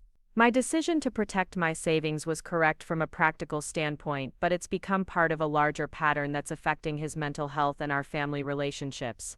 Wednesday evening brings an unexpected visit from Jessica, arriving at my apartment with coffee and the serious expression of someone preparing for a difficult conversation. I wanted to talk to you about Marcus and get your perspective on some things I've noticed lately. We settle on my couch while Luna positions herself strategically between us, always eager for attention from visitors. Jessica seems nervous, choosing her words carefully as if she's been rehearsing this conversation. Marcus has been talking about you and your decision constantly since Sunday. Not just casual mentions but obsessive rehashing of every conversation you had about the business opportunity. What kind of rehashing? He's convinced that you deliberately sabotaged his opportunity because you were jealous of his potential success. He thinks you asked pointed questions and raised concerns specifically to undermine his confidence in the venture. The accusation hits me like a physical blow. That's not true, and he knows it. I asked legitimate questions about risk management and verification because those are reasonable requirements for major financial commitments. I know that. I told him his interpretation doesn't make sense, but he's not listening to alternative perspectives right now. What else has he been saying? Jessica hesitates, clearly uncomfortable with sharing private conversations but apparently concerned enough about Marcus's state of mind to continue. He's been talking about how this proves that family success is limited, that there's only room for one brother to achieve financial security. That's completely wrong. I want Marcus to succeed. I just couldn't fund this particular opportunity with my entire emergency fund. He's also been drinking more than usual and spending money on things he can't afford. New clothes, expensive dinners, bar tabs that he charges to credit cards. Like he's proving he doesn't need to worry about money. Exactly. It's like he's trying to convince himself that financial caution is unnecessary or cowardly. The picture Jessica paints suggests that Marcus is spiraling in response to my refusal, making increasingly poor financial decisions to prove some point about risk-taking and success. His behavior seems designed to demonstrate that my caution is misguided, even if it damages his own financial situation in the process. Is there anything I can do to help him get perspective on this? I don't think so, at least not directly. He's not ready to hear alternative viewpoints about what happened with the business opportunity. What about indirectly? Maybe through your parents. He still respects their opinions even when he disagrees with their decisions. They've already told him they won't co-sign business loans. But they could encourage him to seek professional advice about career planning and financial management. Coming from them, it might feel like support rather than criticism. After Jessica leaves, I spend the evening researching family counseling services in Phoenix, wondering if professional mediation might help Marcus and me find common ground about money and support and reasonable expectations. But family counseling only works when all parties are willing to participate honestly, and Marcus currently seems convinced that he's entirely in the right about this situation. Thursday brings news that makes everything more complicated. Marcus calls in the afternoon, his voice carrying an excitement that immediately puts me on guard. I wanted to let you know that I found alternative funding for a new business opportunity. You don't need to worry about missing out on supporting my success. Alternative funding from where? A private investor who understands the value of calculated risks. Someone who appreciates entrepreneur potential instead of focusing on worst-case scenarios. What kind of business opportunity? Import-export consulting with a focus on emerging markets. Much better profit margins than the fulfillment business, and the startup costs are lower. How much lower? Only $15,000 to get started, and the timeline is more flexible for due diligence. Something about the conversation feels rehearsed, as if Marcus has prepared talking points designed to address my previous concerns while avoiding details that might raise new questions. Who's the private investor? Someone I met through networking events. A successful businessman who's looking to diversify his portfolio with high-potential ventures. Can I ask his name? A pause. I'd rather not share that information until the partnership is finalized. Confidentiality is important in investment relationships. Confidentiality again. The same excuse that prevented me from verifying Tony's references is now preventing me from learning about Marcus's new funding source. Either Marcus is attracted to secretive business opportunities, or he's not being entirely truthful about the nature of this new arrangement. When do you start? Next week if the final paperwork comes together as expected. That's great, Marcus. I hope it works out well for you. It will, and when it does, I'll remember who supported my dreams and who chose to protect their savings accounts instead. The conversation ends with that pointed reminder designed to make me feel guilty about my previous decision while suggesting that vindication is coming from Marcus's approach to risk and opportunity. But something about his tone and the vague details about this new venture makes me suspect that Marcus is either exaggerating the opportunity or creating it entirely to prove a point about my lack of support. The timing feels too convenient, the details too perfectly tailored to address my previous concerns. I call Jessica after dinner, catching her as she's leaving work. Has Marcus mentioned anything about import-export consulting or a new private investor? Import-export? No, nothing about that. Why? He called today claiming he found alternative funding for a new business opportunity that sounds completely different from anything he's mentioned before. That's odd. He's been depressed about the fulfillment business falling through, but he hasn't mentioned pursuing other opportunities. Could he be making this up to prove that he doesn't need family support? It's possible. He's been pretty focused on demonstrating that your caution was misguided and that he can succeed without your help. Do you think I should say something to our parents? I think you should let Marcus tell them about it himself. If it's legitimate, they'll be happy for him. If it's not, they'll figure that out eventually. The conversation leaves me with more questions than answers about Marcus's emotional state and his new claims about business opportunities. Part of me hopes he really has found legitimate funding and partnership, while another part suspects this is an elaborate fiction designed to make me regret my previous decision. Friday afternoon brings a call from Mom, her voice carrying the bright tone she uses when she's trying to be optimistic about concerning situations. Marcus called to tell us about his new business venture. Import-export consulting sounds very sophisticated. What did he tell you about it? That he found a private investor who believes in his potential and is willing to provide startup capital without all the bureaucratic requirements that banks impose. Did he share any details about the investor or the specific business plan? He said confidentiality agreements prevent him from discussing details until everything is finalized. But he sounded so much more positive than he has in weeks. I'm glad he's feeling optimistic. Alex, I hope this works out for Marcus. He needs a success after being disappointed by that other opportunity. I hope it works out too, Mom. But privately, I'm increasingly concerned that Marcus is either pursuing another questionable business opportunity or creating an elaborate story to avoid acknowledging that legitimate funding sources have the same concerns about his proposals that I had. The weekend passes without further communication from Marcus, though I catch myself checking my phone frequently for updates about his import-export venture. Part of me wants him to succeed dramatically, proving that risk-taking and optimism can overcome careful analysis and conservative planning. A larger part of me worries that he's heading toward an even bigger disappointment that will damage his confidence and our family relationships even more severely. Sunday morning finds me back at my computer, reviewing job listings and business development resources that might help Marcus find more sustainable approaches to career advancement.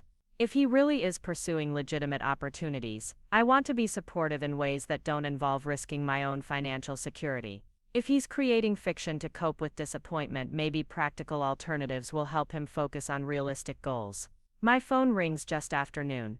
Marcus calling with news that makes my stomach drop. The import-export opportunity is moving forward faster than expected. My investor wants to accelerate the timeline and increase the initial capital commitment. Increase it to what amount? $25,000 instead of $15,000. But the potential returns are proportionally higher, so it's actually a better deal overall. $25,000. Almost the exact amount I refused to provide for the fulfillment business, suggesting that Marcus is either genuinely finding opportunities that require similar investments or creating scenarios that validate his original request. When does the investor need confirmation? Monday morning. Same timeline pressures as the last opportunity, but this time I have someone who understands that the best deals come with urgent deadlines.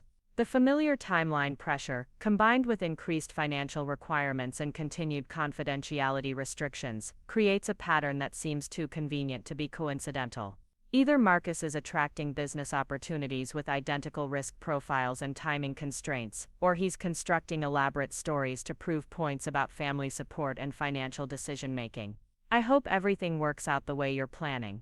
It will. And when it does, I'll finally be able to build the kind of success that doesn't depend on family members who are too scared to take calculated risks. The conversation ends with that familiar accusation, designed to make me question my previous decision while reinforcing Marcus's narrative about courage versus caution. But the details he's shared raise more questions than they answer about whether this opportunity exists in the form he's describing. Part of me wants to investigate further, to verify whether Marcus is telling the truth about his import-export venture and private investor. But a larger part of me recognizes that my role isn't to monitor my brother's business activities or challenge his claims about funding sources. Marcus has made it clear that he interprets my questions and concerns as lack of support rather than reasonable due diligence. Whether his current opportunity is legitimate or fictional, my involvement will only create more conflict and resentment. Instead, I focus on my own goals and decisions, preparing for the house purchase that represents 3 years of disciplined saving and careful financial planning.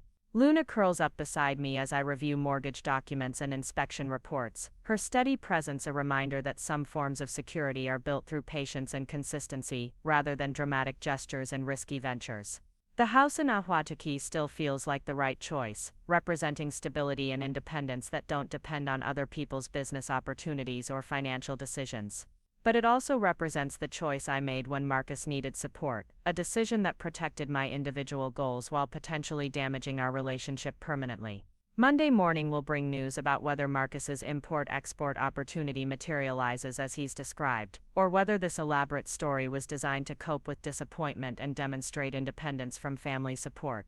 Either way, our relationship has been fundamentally changed by conflicts over money, trust, and the meaning of family loyalty in adult relationships. Monday evening arrives with a phone call that shatters any remaining illusions about Marcus's import-export venture. Jessica's voice trembles with a mixture of anger and disbelief as she explains what she discovered when she arrived at Marcus's downtown loft unannounced.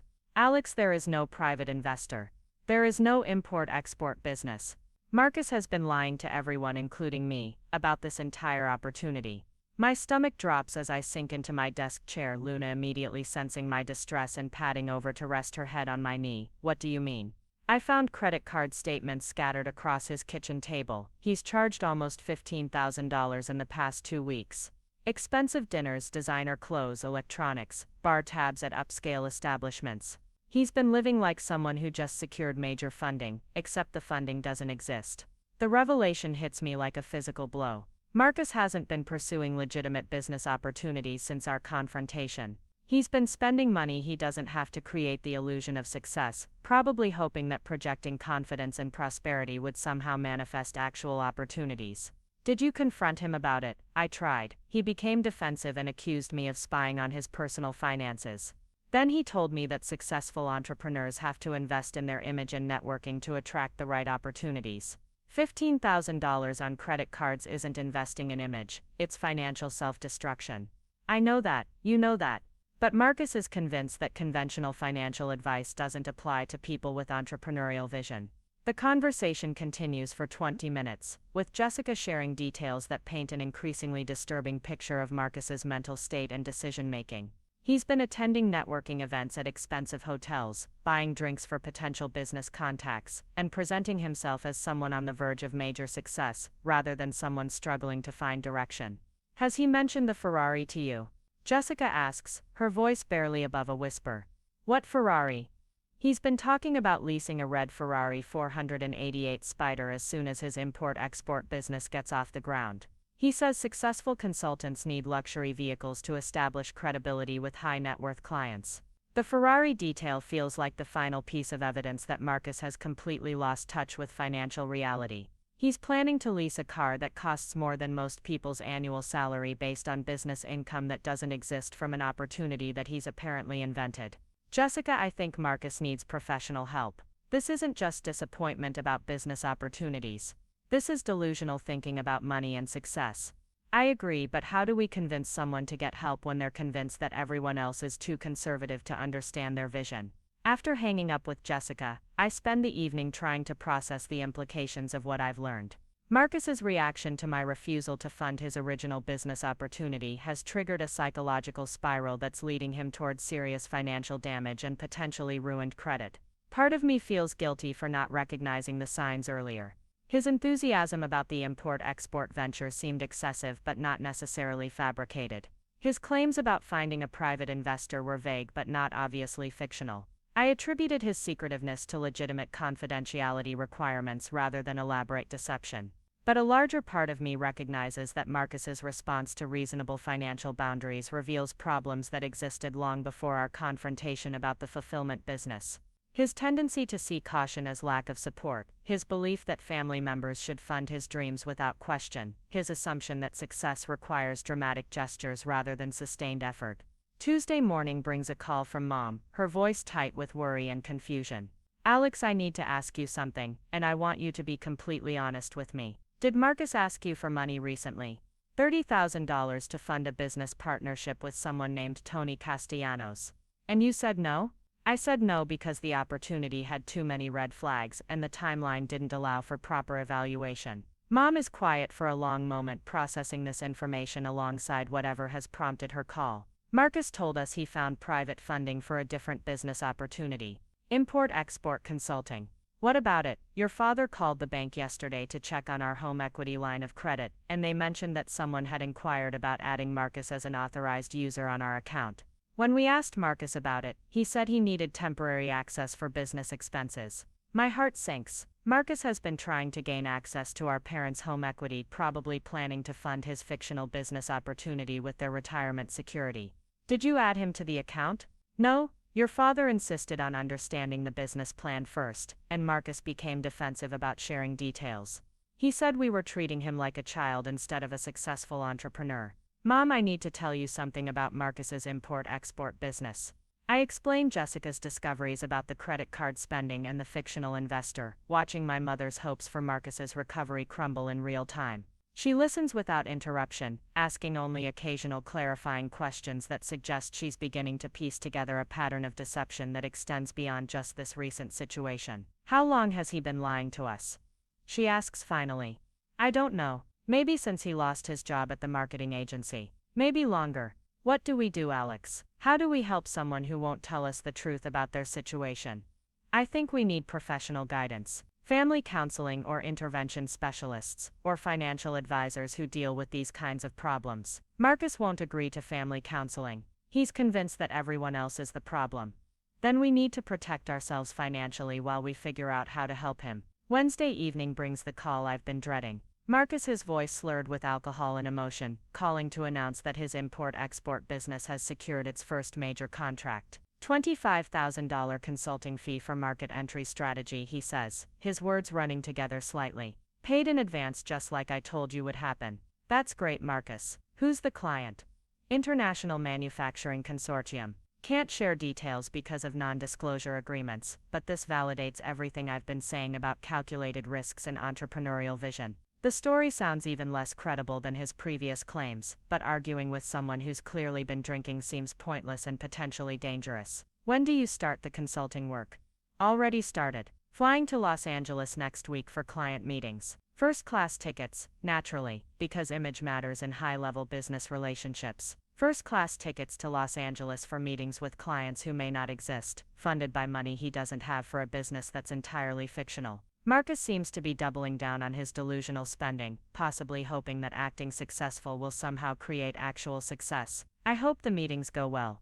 They will. And when they do, I'll remember who supported my vision and who chose to protect their savings accounts instead of investing in family success. The conversation ends with that familiar accusation, but this time it feels more sad than angry. Marcus is spiraling toward financial disaster while maintaining elaborate fictions about business success, and nothing I say or do seems capable of penetrating his defensive delusions. Thursday brings news that changes everything. Dad calls from work, his voice carrying the controlled fury of someone trying to maintain professional composure while dealing with family crisis. Marcus showed up at our house last night with a bottle of champagne and a lease agreement for a Ferrari. He wanted to celebrate his business success and show us the car he's planning to drive to client meetings. A Ferrari lease? How much does that cost? $1,800 a month plus insurance and maintenance costs that could easily add another $1,000 per month. Alex, he doesn't have $1,800 a month in legitimate income. Did he sign the lease? He claims he did, but the paperwork he showed us looked like preliminary applications rather than final agreements.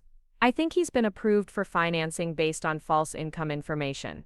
The Ferrari lease represents the ultimate escalation of Marcus's delusional spending. He's not just buying clothes and dinners anymore.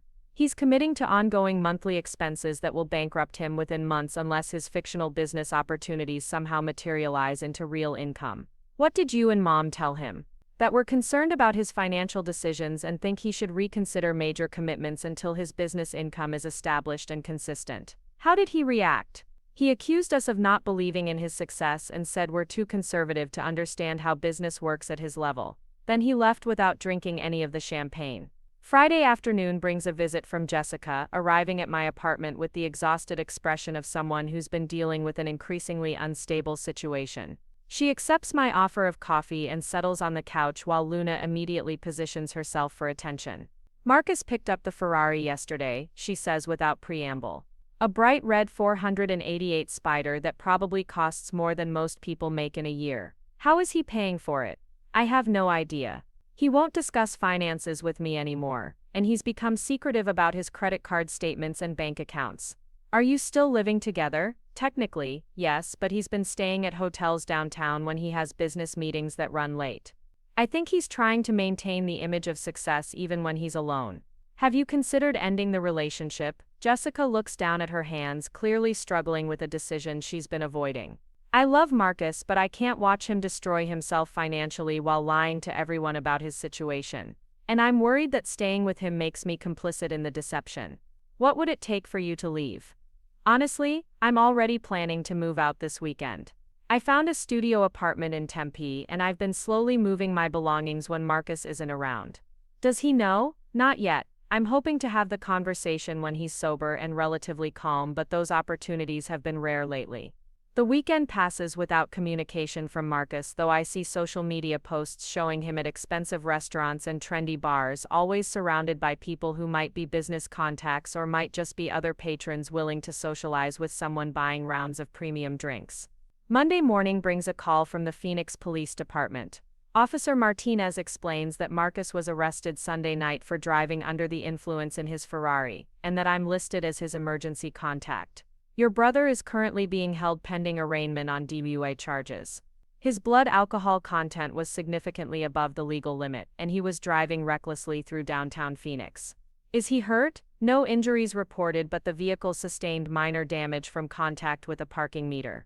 He'll need someone to arrange bail and transportation from the county facility.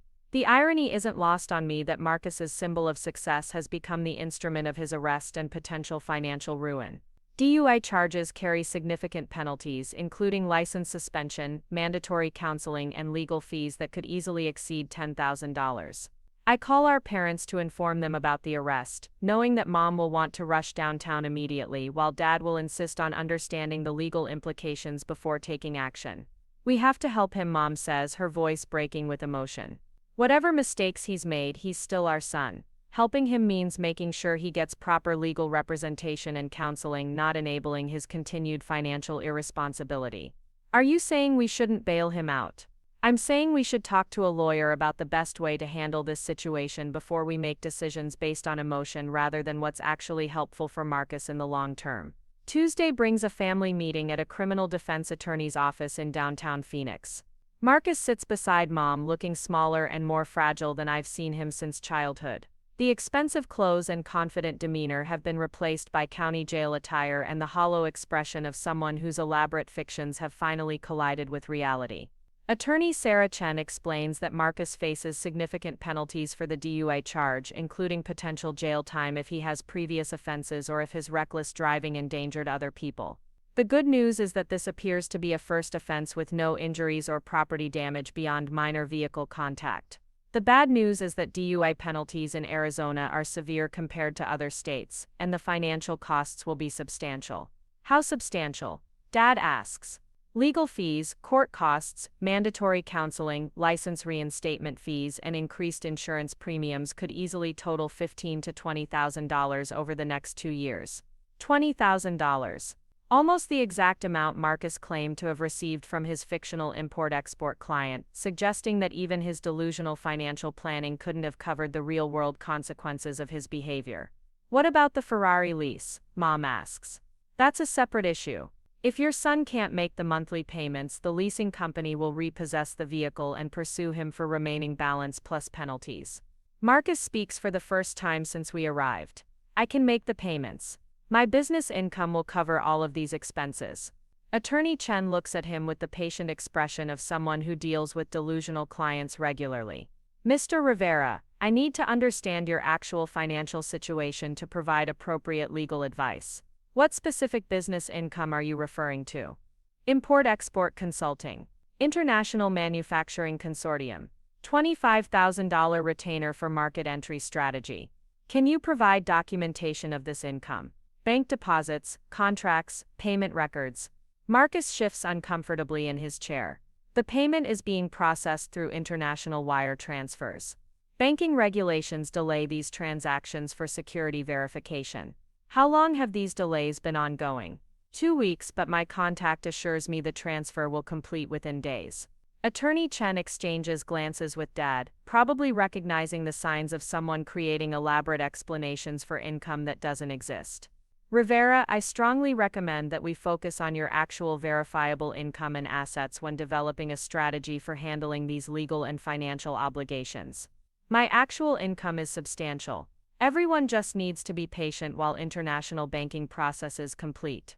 The conversation continues for another hour, with Marcus maintaining his fictional narrative about business success while the attorney and our parents try to establish realistic parameters for handling his legal situation. After the meeting, Dad pulls me aside while Mom talks quietly with Marcus about potential payment arrangements. Your brother is living in a fantasy world, Alex. He genuinely seems to believe that his fictional business income will materialize and solve all of these problems. What do? We pay for his legal representation and require him to attend counseling as a condition of our support. Beyond that, we can't enable his continued financial irresponsibility. What about the Ferrari? That's his problem to solve. We're not making lease payments on a luxury vehicle he can't afford. Wednesday brings news that the Ferrari situation has resolved itself in the most predictable way possible. Jessica calls to report that the leasing company's Repo team arrived at Marcus's apartment complex at 6 a.m., using duplicate keys to reclaim the vehicle while he slept.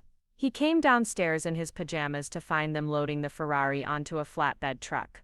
The neighbors were watching from their windows, and Marcus started screaming about theft and business sabotage. How is he handling it?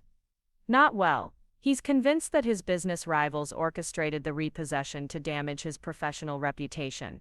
Business rivals from his fictional import-export company. I think he's lost the ability to distinguish between his fantasies and reality. He talks about these business relationships like they're completely real. Are you still planning to move out? I moved out yesterday while he was at the attorney's office. I couldn't watch him self-destruct anymore, and I was worried about being held financially responsible for his decisions. Thursday evening brings a visit from Marcus, arriving at my apartment on foot with the deflated expression of someone whose elaborate deceptions have finally collapsed completely. Luna approaches him cautiously, sensing the change in his demeanor from previous visits. Can we talk? He asks, his voice barely above a whisper. Of course, come in. He settles on my couch and stares at his hands for several minutes before speaking. Jessica moved out. The Ferrari got repossessed. The import-export business fell through. I'm sorry things have been difficult. No, you're not. You're probably thinking this proves you were right about everything. I'm thinking you're my brother and I want you to be okay. I'm not okay, Alex. I haven't been okay for a long time, and trying to pretend otherwise has made everything worse. This admission represents the first honest thing Marcus has said about his situation in months. His defensive anger has been replaced by exhausted acceptance that his elaborate fictions couldn't prevent reality from intruding. What happens now? I don't know. I owe more money than I can pay back. I don't have a car or a job or a girlfriend, and I've probably destroyed my relationship with our parents. Mom and Dad love you. They're worried and disappointed, but they haven't given up on you. They should. I've been lying to everyone about everything for months. The business opportunities, the private investors, the consulting contracts. None of it was real. Why did you create all of those stories? Marcus is quiet for a long time, probably trying to articulate motivations that he doesn't fully understand himself.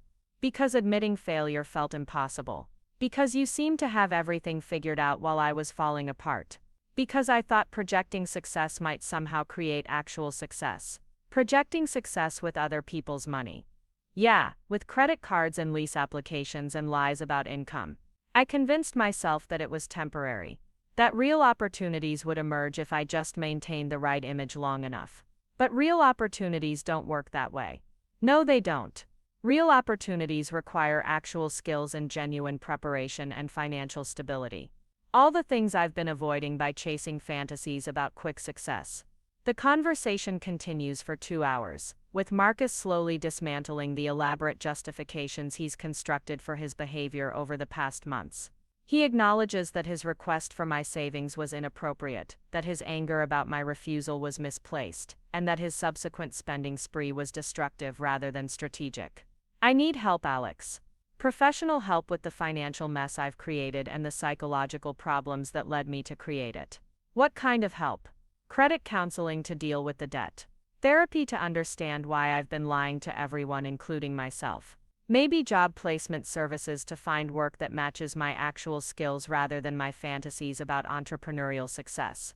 That all sounds reasonable. Will you help me find those resources? I don't trust my own judgment about anything anymore. Of course, and Alex, I owe you an apology. Several apologies, actually. For asking you to risk your savings on questionable opportunities. For getting angry when you asked reasonable questions. For trying to make our parents take sides in our disagreement. For everything. The apology feels genuine, coming from someone who's finally ready to acknowledge reality rather than defend elaborate fictions. Marcus looks exhausted but somehow more solid than he has in months, as if admitting his problems has restored some connection to the person he was before this spiral began. Apology accepted, now let's figure out how to move forward constructively. 6 months later, I'm standing in the backyard of my new house in Ahwatukee, watching Luna explore the space that's finally large enough for her to run freely. The 3-bedroom home with its desert landscaping and mountain views represents everything I hoped for when I started saving 3 years ago. Marcus arrives for the housewarming party driving a used Honda Civic that he purchased with cash earned from his job at a logistics company downtown. He's been working there for 4 months, handling supply chain coordination for local manufacturers. The work isn't glamorous, but it provides steady income and benefits while he rebuilds his financial stability. The house looks great, he says, accepting a beer and settling into one of the patio chairs I assembled yesterday. You should be proud of what you've accomplished. Thanks. How are things going with the credit counseling? Slowly but consistently. I'll be paying off the damage from my Ferrari period for another 2 years, but the counselor says my debt-to-income ratio is improving steadily. And therapy? Helpful but uncomfortable. Turns out I've been confusing financial risk-taking with personal courage for most of my adult life. Also, I've been using other people's approval as a substitute for self-worth in ways that created impossible expectations for family relationships. The insights Marcus shares suggest that his therapy is addressing root causes rather than just surface behaviors. He's begun to understand that his reaction to my refusal wasn't really about the business opportunity. It was about deeper insecurities regarding success, family dynamics, and personal identity. Any regrets about not pursuing the Tony Castellanos opportunity? I ask. Marcus laughs, the first genuinely relaxed sound I've heard from him in almost a year. I called Tony last month to apologize for wasting his time with the Phoenix expansion. Turns out he never found alternative funding either. The whole fulfillment business model was more complicated than his projections suggested, and he's struggling to maintain profitability even in Tucson. So my concerns about the opportunity were legitimate. Your concerns about everything were legitimate. The timeline pressure, the confidentiality restrictions, the optimistic financial projections. I was so focused on wanting it to work that I ignored obvious red flags. Our parents arrive with side dishes, and the relieved expressions of people who've watched their family navigate crisis and emerge intact. Mom hugs both of us with extra warmth, clearly delighted to see her sons in the same space without tension or conflict. This reminds me of the backyard parties we used to have when you boys were young, she says, arranging food on the picnic table I bought specifically for family gatherings. Except now we can appreciate them without taking them for granted. Marcus responds. Dad fires up the grill with his usual methodical precision, preparing the burgers and hot dogs that have been staples of our family celebrations for 20 years. The familiar rituals feel more meaningful now that we've survived a period when they seemed impossible. Any new business opportunities on the horizon? Dad asks Marcus, his tone carefully neutral. Nothing dramatic. My supervisor mentioned potential advancement opportunities if I complete some additional logistics certifications. Slow, steady progress rather than entrepreneurial breakthroughs. Those are often the most sustainable kind. Jessica arrives as the sun begins to set, casting long shadows across the desert landscape. She and Marcus have been rebuilding their relationship slowly, with weekly dinners and occasional movie dates that feel more solid than their previous intensity. The house is beautiful, she tells me, accepting a glass of wine and joining our conversation on the patio. It must feel amazing to achieve something you worked toward for so long. It does, but it feels even better to have family relationships that survive the process of achieving it. Marcus raises his beer in a mock toast to making decisions based on actual financial reality rather than wishful thinking about business opportunities. To family members who ask hard questions even when the answers are uncomfortable, I respond. To second chances and professional help and the difference between supporting people and enabling their worst impulses, Jessica adds. We drink to all of those things as the Phoenix evening settles around us, warm and still and full of possibilities that don't require dramatic gestures or risky investments to achieve. The house represents security and independence, but it also represents the choice to prioritize long-term stability over short-term family harmony. That choice created months of conflict and pain, but it also forced conversations and realizations that might never have happened if I had simply provided the funding Marcus requested. Luna settles beside my chair as our conversation shifts to lighter topics, her steady presence a reminder that some forms of loyalty are simple and unconditional. Human relationships prove more complicated, requiring boundaries and honesty and sometimes difficult choices that feel wrong in the moment but prove necessary for long-term health. Marcus has learned that success requires sustained effort rather than dramatic breakthroughs, that family support doesn't include unlimited financial resources, and that self-worth must come from internal sources rather than external validation. I've learned that saying no to people you love sometimes represents the most caring choice available, even when that choice creates temporary pain and conflict. The desert mountains surrounding Phoenix stand unchanged by our family drama, ancient and patient reminders that most human problems resolve themselves given enough time and perspective. The house will appreciate in value, Marcus will continue rebuilding his financial stability, and our relationship will grow stronger because we've survived honest conflict rather than avoiding it through false harmony. As the evening winds down and our family prepares to leave, Marcus pulls me aside for a private conversation. I wanted to thank you again for refusing to fund that business opportunity. I know it was difficult, and I made it much more difficult than it needed to be. You were disappointed and scared about your future. Those are understandable reactions. Maybe, but they weren't helpful reactions. If you had given me that money, I would have lost it just as surely as I lost everything else during that period. The difference is that losing your money would have destroyed our relationship permanently. Do you really believe that? I know it. The therapy has helped me understand that I was using other people's financial support as validation rather than actually solving my career problems. Taking your savings would have been another form of avoidance. What would have happened if the Tony business had succeeded? Marcus considers the question seriously. I probably would have found ways to sabotage it. Success that comes from other people's money and risk doesn't feel earned, and I wasn't psychologically ready to handle genuine business responsibility. And now I'm building success slowly, with my own money and my own mistakes and my own learning process. It's harder but more sustainable. I'm proud of you for doing the work to rebuild. I'm proud of you for having boundaries that forced me to do that work instead of enabling me to avoid it. The conversation ends with a hug that feels different from our previous interactions, based on mutual respect and understanding rather than family obligation and unexamined expectations. Later that evening, as I clean up from the party and prepare for another week of work on software projects that provide steady income and professional satisfaction, I reflect on the lessons learned from this entire experience. Family support doesn't require unlimited financial resources or unconditional approval of questionable decisions. Sometimes the most caring choice involves saying no to people you love, maintaining boundaries that protect both your own stability and their long-term development.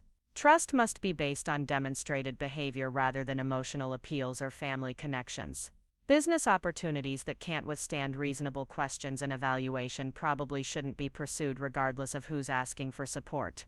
Success built on other people's money and risk feels less meaningful than success achieved through personal effort and gradual progress. The Ferrari represented Marcus's fantasy about quick achievement, while the Honda Civic represents his commitment to realistic progress. Luna curls up beside me on the couch as I review the day's events, her simple contentment a reminder that happiness often comes from appreciating what you have, rather than constantly seeking more dramatic achievements. The house in Ahwatukee provides the security and independence I worked toward for 3 years, but the real victory lies in maintaining family relationships while protecting personal boundaries. Marcus and I have both learned that love sometimes requires difficult choices that feel wrong in the moment but prove necessary for long-term health and growth. Outside my window, the desert landscape stretches endlessly under starlight, vast and patient and full of possibilities that don't require dramatic gestures to achieve. Small, consistent efforts compound over time into meaningful change, whether in career development, financial planning, or family relationships. The Ferrari is gone, repossessed and forgotten, but the lessons learned from Marcus's pursuit of dramatic success will influence our family's approach to money and support for years to come. Sometimes the most expensive education comes from mistakes that teach us the difference between genuine opportunity and wishful thinking. Up next, you've got two more standout stories right on your screen. If this one hit the mark, you won't want to pass these up, just click and check them out.